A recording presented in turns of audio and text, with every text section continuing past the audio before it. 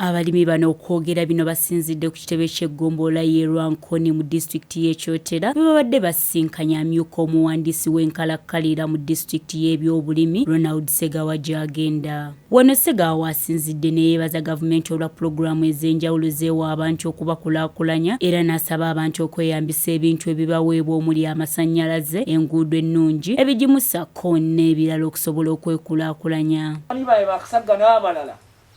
Kibazze ne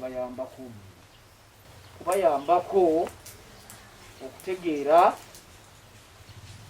amaanyi ge muteeka mu kulima ne mutakola bintu bituufu bagenda kufiira bwereere.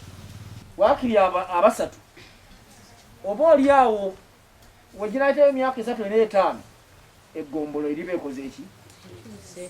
Segawa akukkulumidde abantu abagamba nti gavumenti tebayambye ng'enkulaakulana zijja naye ne bazitunuulira kyamuli, wabula n'asaba abalimi okubeera obumu okusobola okwekulaakulanya era bw'atyo n'asuubiza okukola ku bizibu byabwe ebibasoomooza. Farmers nga bwe tubayise wano tubayitemu nammwe mugende ku mulimi gwe mulimu ogumu ku mirimu gavumenti gyetuwadde ng'abakozi ba gavumenti. Era ekimu ekyatuleese wano kwe kuggumiza omulamwa gwa SDP nti agali awamu ge gakola ki? Era SDP tasobola kugulira kyuma ng'oli omu. Si kyekyo?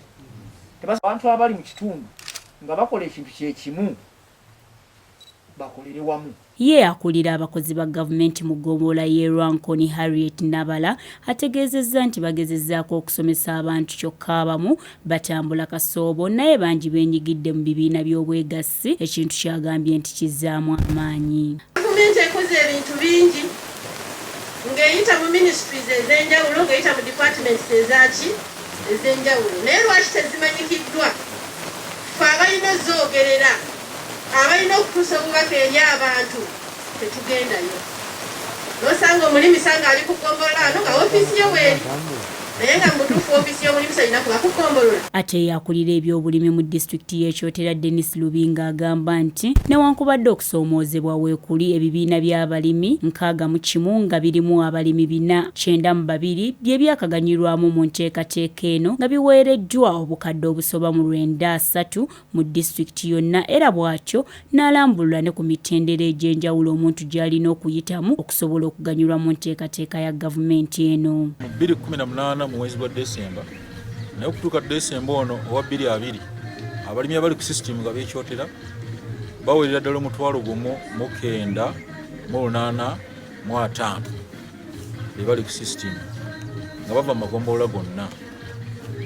Abasinga obungi balima mu mwanyi. Bo abamu ku balimi bategeezezza nti basasula ssente zaabwe naye ebigimusa birwawo okubaweebwa nga n'oluusi bigenda okujja ng'enkuba eweddeyo ssaako n'amakubo amabi agatabasobozesa kutambuza birime byabwe bulungi. Kitusaba okwongeramu mpozi okulwawo waliwo drain supply singa etereeramu abalimi basobola okufuna ebigimusa byabwe.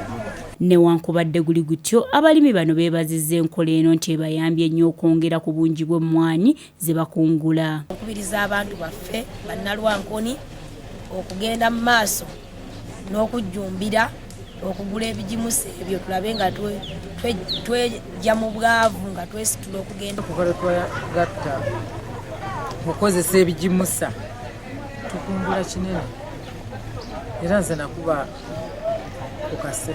Edith Nabagereka ne bwekumbule Frank Kora STV Select ey'enjawulo.